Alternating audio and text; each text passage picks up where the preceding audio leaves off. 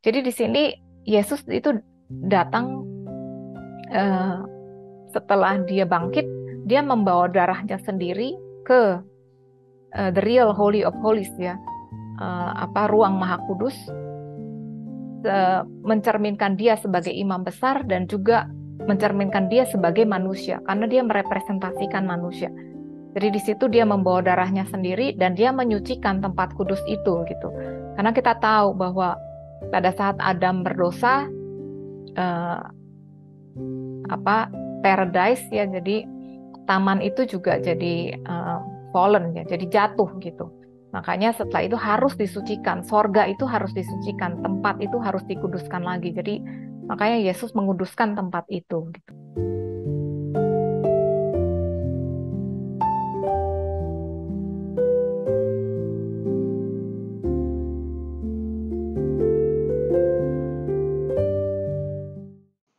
Halo semuanya, salam sejahtera, dan semoga semua dalam keadaan sehat. Selamat berjumpa dalam Grace for Indonesia. Nama saya Rita. Saya dan teman-teman adalah bagian dari kelompok sel yang bernama Sola Gracia Life Group. Kami berasal dari gereja yang berbeda-beda, dan kami berkumpul secara rutin dari tahun 2014. Di Life Group ini, kami sama-sama belajar firman Tuhan dan membahas hal-hal simpel dalam hidup kami sehari-hari. Bagaimana menghadapi tantangan hidup, dan kami saling mendukung satu sama lain. Dan kami melihat dan merasakan bagaimana Tuhan bekerja luar biasa dalam kehidupan kami, mengubahkan kami dan mengubah keadaan kami secara luar biasa. Awalnya kami berkumpul secara offline, tetapi sejak pandemi komsel kami menjadi online, tambahan lagi beberapa anggota kami pindah ke luar negeri. Jadi memang lebih mudah pertemuan online. Kemudian timbul ide untuk merekam sesi live group kami dan membagikannya kepada kalian semua, supaya kalian juga bisa mengerti dan mengalami kebaikan-kebaikan Tuhan. Dalam setiap pertemuan live group, kami punya satu topik bahasan, dan setiap topiknya kami bagi menjadi beberapa sesi video. Kalau kalian punya pertanyaan seputar topik yang kami bahas, atau ada topik menarik yang ingin kami bahas dalam pertemuan selanjutnya, ataupun kalian memiliki prayer request untuk didoakan, silakan masukkan dalam komen. Kami berharap apa yang kami sharingkan bisa memberikan semangat dan pengharapan, karena kita punya Tuhan yang luar biasa. Kalau video ini memberkati kalian, tolong di like, subscribe, dan di share, supaya menjadi berkat juga buat banyak orang. Terima kasih, Tuhan Yesus memberkati. Nah, kemudian kita tahu di Yohanes ini dikatakan bahwa Maria Magdalena itu dia stay di situ ya, dia stay di situ, dia nangis gitu kan. Terus dia ketemu malaikat, terus ketemu Tuhan Yesus yang dia pikir adalah penjaga taman. Dia tanya, apa, Yesus tuh ngomong, kenapa kamu nangis gitu. Terus dia bilang, Tuhan, apakah Tuhan ambil katanya gitu tubuh tubuh Tuhanku? Kalau iya, katakan di mana, saya mau ambil gitu. Terus jadi Maria Magdalena pun nggak kenalin gitu waktu Yesus ngomong. Kemudian Yesus berkata, Maria. Kemudian Maria berpaling dan berkata kepadanya dalam bahasa Ibrani, Rabuni, artinya guru. Kata Yesus kepadanya, janganlah engkau memegang aku, sebab aku belum pergi kepada Bapa, tetapi pergilah kepada saudara-saudaraku dan katakanlah kepada mereka, bahwa sekarang aku akan pergi kepada Bapakku dan Bapamu, dan kepada Allahku dan Allahmu. Jadi Yesus itu nggak mau dipegangnya, karena dia bangkit, dia di sini menarik karena dia tuh comfort, dia tuh menghibur Maria gitu ya. Bahkan sebelum dia naik pun dia mampir dulu gitu khusus untuk menghibur Maria ini gitu. Maria mau jamah, dia bilang jangan pegang aku gitu.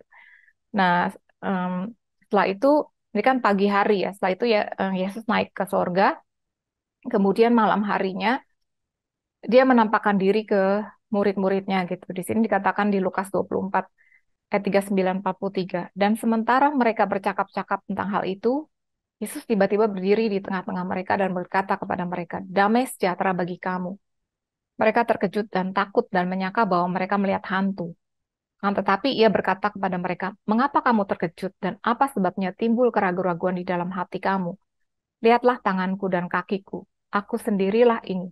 Rabalah aku. Jadi pas paginya dia bilang, Mama Maria jangan pegang aku. Pas malam dia bilang, rabalah aku. Dan lihatlah, karena hantu tidak ada daging dan tulangnya, seperti yang kamu lihat ada padaku. Sambil berkata demikian, ia memperlihatkan tangan dan kakinya kepada mereka. Dan ketika mereka belum percaya karena girangnya dan masih heran, berkatalah ia kepada mereka, adakah padamu makanan di sini? Lalu mereka memberikan kepadanya sepotong ikan goreng. Ia mengambilnya dan memakannya di depan mata mereka. Jadi setelah mereka melihat Yesus gitu, akhirnya boleh meraba dan melihat Yesus makan gitu dengan tubuh kemuliaannya, baru mereka percaya gitu ya. Nah, kemudian kita lihat di sini kebangkitan Yesus itu adalah buah sulungnya.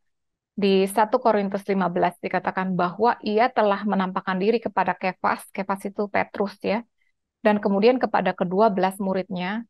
Sudah itu ia menampakkan diri kepada lebih dari 500 saudara sekaligus. Kebanyakan mereka masih hidup sampai sekarang.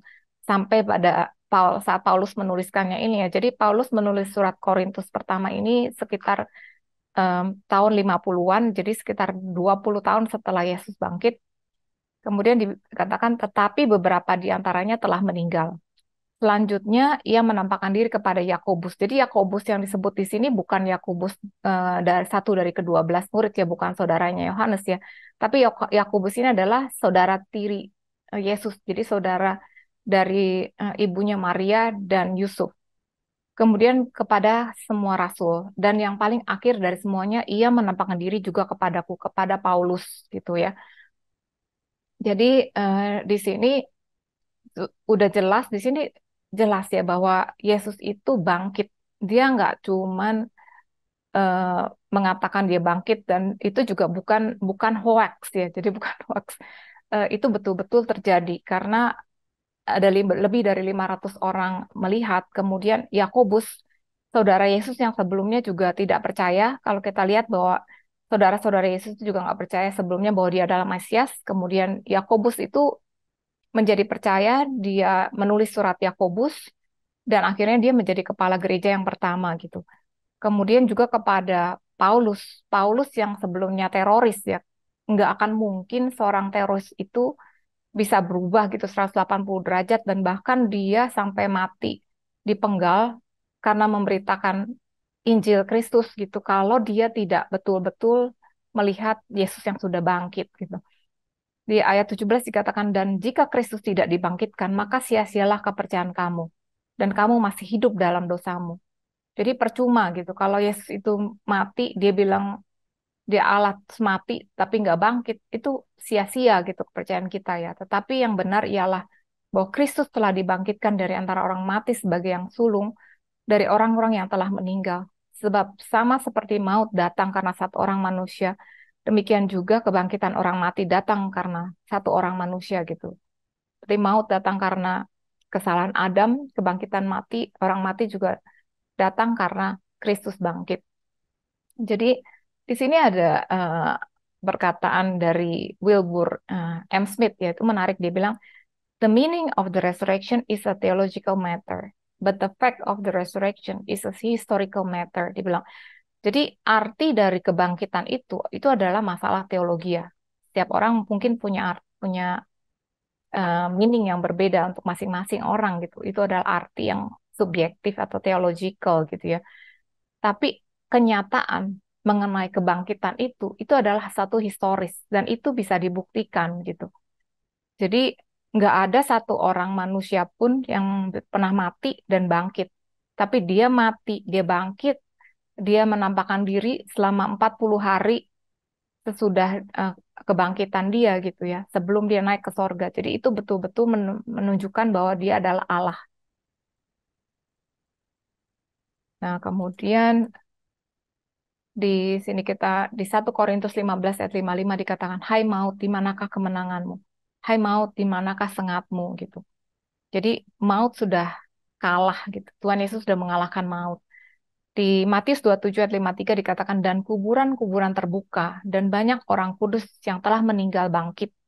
Dan sesudah kebangkitan Yesus, mereka pun keluar dari kubur, lalu masuk ke kota kudus dan menampakkan diri kepada banyak orang. Jadi ini menarik ya. Jadi waktu Yesus di perut bumi, di bawah bumi, dia membebaskan tawanan-tawanan, nanti kita akan lihat lebih jelas. Setelah itu dia membawa, jadi dibawa itu orang-orang yang ditawan karena Yesus mampir untuk apa menghibur Maria, mereka juga mampir gitu sampai mereka pun menampakkan diri kepada banyak orang. Jadi nungguin gitu sampai Yesus naik, mereka juga naik gitu. Jadi di sini bahkan orang-orang kudus yang meninggal pun eh, bangkit dan ikut sama-sama dengan Kristus gitu karena dia membawa lagi paradise yang sebelumnya sudah jatuh naik lagi ke atas gitu. Di Efesus 4 dikatakan itulah sebabnya tatkala ia naik ke tempat tinggi, ia membawa tawanan-tawanan. Ia memberikan pemberian-pemberian kepada manusia. Bukankah ia telah naik berarti ia juga telah turun ke bagian bumi yang paling bawah? Ia yang telah turun, ia juga yang telah naik jauh lebih tinggi dari semua langit. Kita tahu ada langit itu ada tingkatannya ya. Dia naik lebih tinggi dari semua langit untuk memenuhkan segala sesuatu. Nah, kemudian kita lihat penyucian bait Allah. Jadi apa sih yang Tuhan Yesus lakukan gitu dari pagi sampai malam gitu kan. Pagi dia ketemu Maria, setelah itu dia naik ke sorga, setelah itu malam dia balik lagi gitu kan. Nah, kita lihat ini adalah gambarannya. Di Imamat 16, ayat 14 sampai 16a dikatakan pada saat Yom Kippur ya, hari raya penebusan gitu. Tahun sekali. Di sini dikatakan bahwa ia ini high priest ya, imam besar harus mengambil sedikit dari darah lembu jantan itu dan memercikannya dengan jarinya ke atas tutup pendamaian di bagian muka dan ke depan tutup pendamaian itu, ia harus memercikan sedikit dari darah itu, dari darah lembu jantan itu, dengan jarinya 7 kali. Lalu ia harus menyembelih domba jantan yang akan menjadi korban penghapus dosa bagi bangsa itu. Dan membawa darahnya masuk ke belakang tabir, kemudian haruslah diperbuatnya dengan darah itu, seperti yang diperbuatnya dengan darah lembu jantan. Ya ini ia harus memercikannya ke atas tutup pendamaian dan ke depan tutup pendamaian itu. Dengan demikian ia mengadakan pendamaian bagi tempat kudus itu karena segala kenajisan orang Israel dan karena segala pelanggaran mereka apapun juga dosa mereka. Jadi di sini kita lihat lembu jantan itu menggambarkan dia sendiri sebagai imam besar. Domba jantan itu menggambarkan seluruh bangsa Israel. Makanya dia harus masuk 2 kali. Pertama kali untuk menyucikan dianya sendiri karena dia juga apa imam besar itu di Perjanjian Lama juga berdosa ya.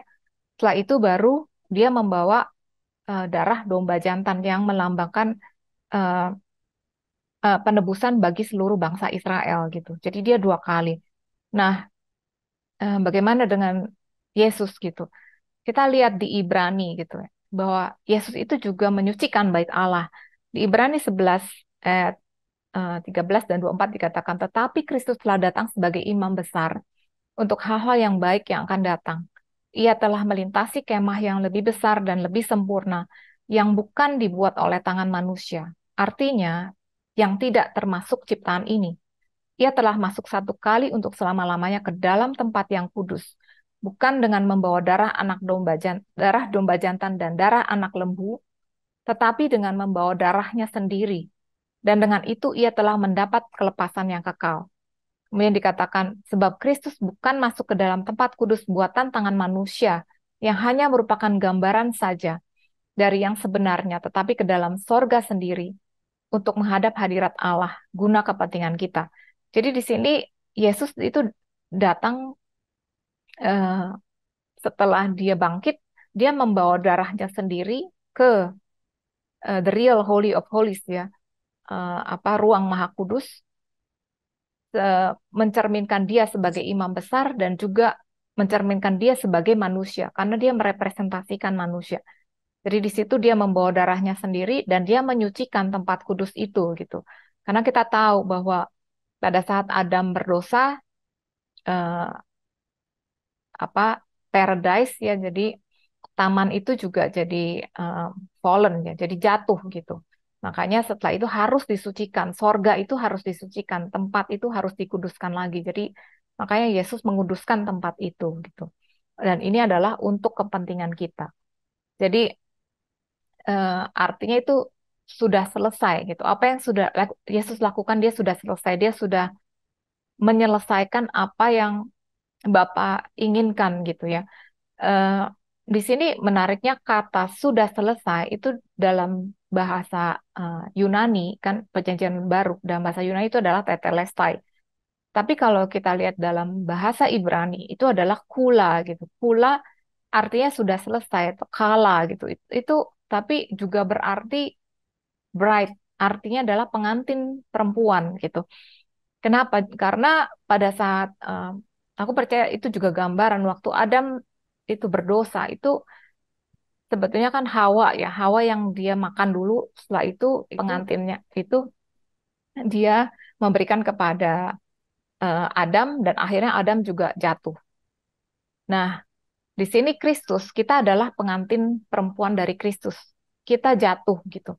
Jadi dia menebus kita, menebus pempelainya gitu dengan darahnya. Makanya dia juga, saya percaya juga waktu dia ditusuk tulang rusuk itu adalah gambaran gitu karena Hawa itu diambil dari tulang rusuk Adam gitu. Jadi sekarang eh, kita itu adalah tulang rusuknya Yesus gitu. Tulang rusuknya juga hancur gitu untuk dia mati untuk menebus mempelai wanitanya gitu. Jadi semua udah selesai gitu. Kita adalah milik Kristus eh, dan dia sudah menyelesaikannya.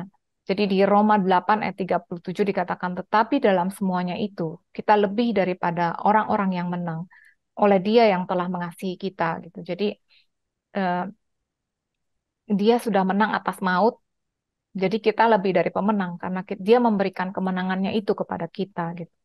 Kemudian di Roma 10 ayat 9 dikatakan, sebab jika kamu mengaku dengan mulutmu bahwa Yesus adalah Tuhan dan percaya dalam hatimu bahwa Allah telah membangkitkan dia dari antara orang mati, maka kamu akan diselamatkan. Dan kita tahu kata eh, selamat ini ada sotese ya dari kata sozo, soteria itu yang artinya wholeness. Jadi nggak cuman selamat secara rohani, tetapi juga tubuh dan jiwa juga selamat gitu. Artinya kita punya tubuh yang disembuhkan, tubuh yang sehat gitu. Kita tidak kekurangan wholeness gitu. Kita punya kepenuhan ilahi gitu. Jadi ketika kita percaya, kita mengaku bahwa Yesus adalah Tuhan dan percaya bahwa Allah telah membangkitkan Dia, maka kita diselamatkan. Jadi itulah pengorbanan dan arti pengorbanan dan kebangkitan Kristus gitu bahwa Dia harus mati karena itu adalah satu-satunya cara harus manusia yang menanggung karena manusia yang berdosa manusia yang menanggung dan Dia yang sudah menanggung Dia yang tidak berdosa dibuat menjadi dosa supaya kita dibenarkan dalam Allah. Juga kita Ya Kak Jun. kan di perjanjian lama itu kan banyak gambaran dan gambarannya itu udah dipenuhin di perjanjian baru. Saya cuma curious aja, orang Yahudi yang membaca Taurat itu melihatnya sebagai apa ya?